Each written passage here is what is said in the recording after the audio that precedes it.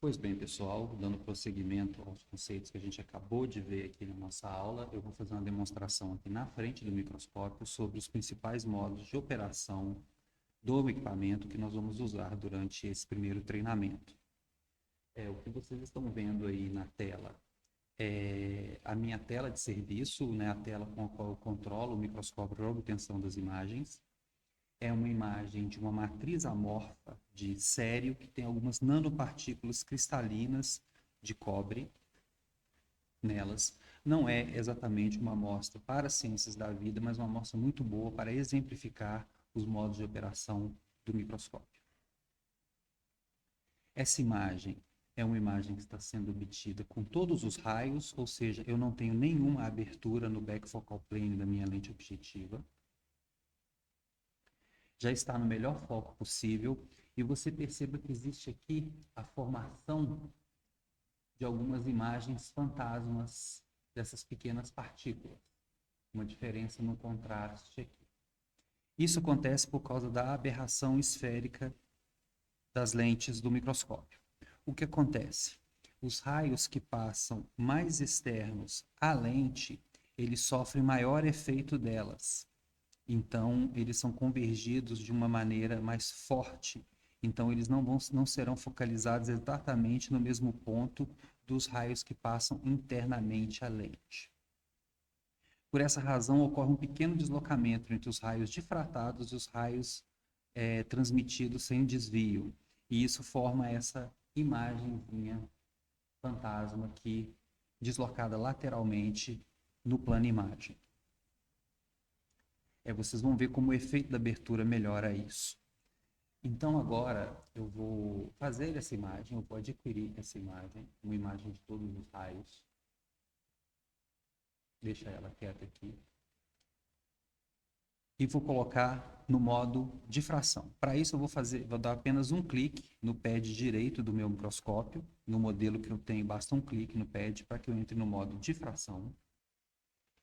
Então, isso que vocês veem, esse padrão de círculos concêntricos que está aqui ao lado da imagem que eu obtive anteriormente, é o padrão de difração desse material inteiro.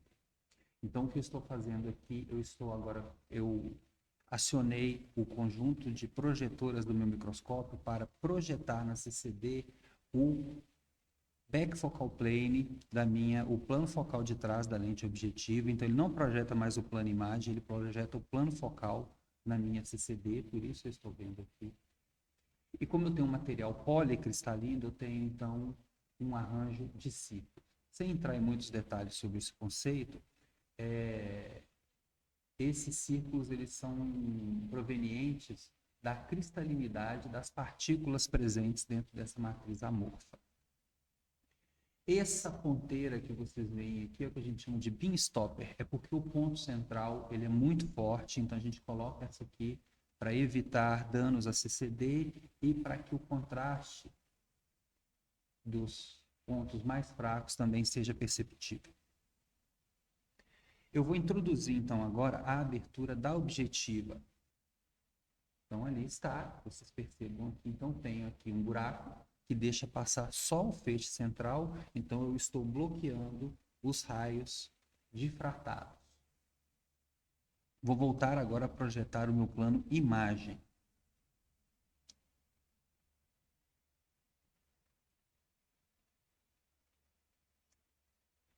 Observem, já deu para a diferença, é bem perceptível.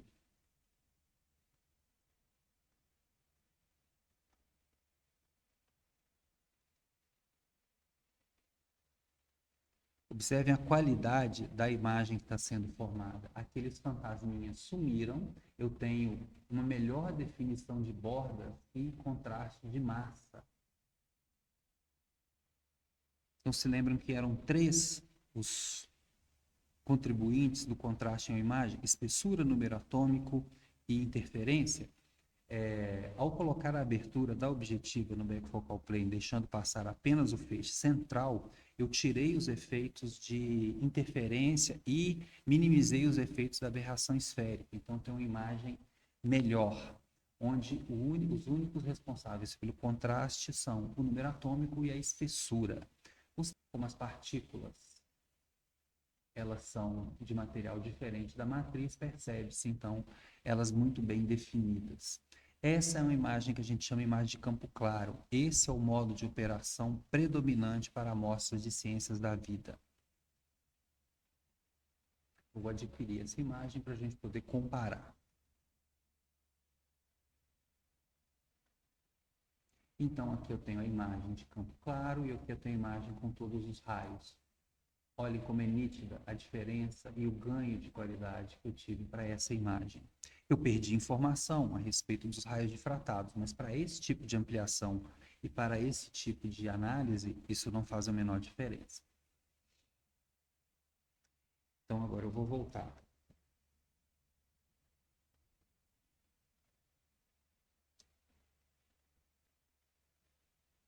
Para o modo de fração.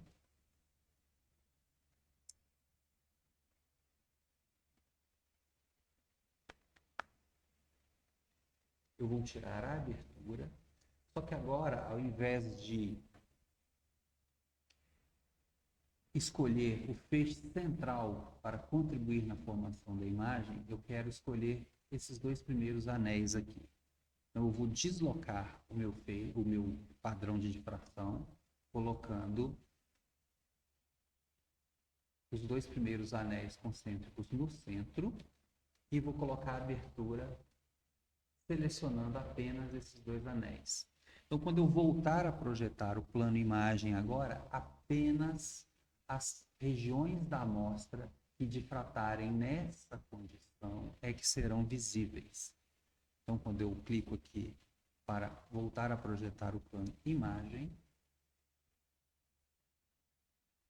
voilá. Como eu disse antes, apenas as minhas partículas são cristalinas, então só elas são responsáveis por aquele padrão de anéis. Como agora eu selecionei um pedacinho daquele padrão de anéis, apenas eles, as partículas que difratam nessa condição, elas serão vistas na minha imagem. Isso aqui é uma imagem que a gente chama de campo escuro.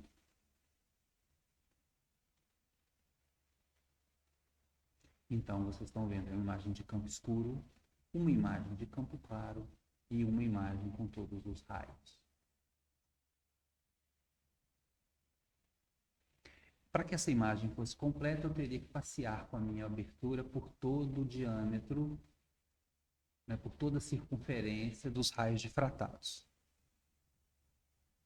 Isso também é possível de ser feito, mas para fins de demonstração, eu acho que o conceito já ficou muito bem demonstrado aqui, né? Existem exercícios disponíveis lá no nosso sistema para que vocês façam com relação a essa parte. Eu sugiro fortemente a todos que façam esses exercícios para internalizar esses modos de operação e entender como as imagens são formadas dentro do microscópio. Isso é muito útil na interpretação dos seus resultados futuramente. Tá?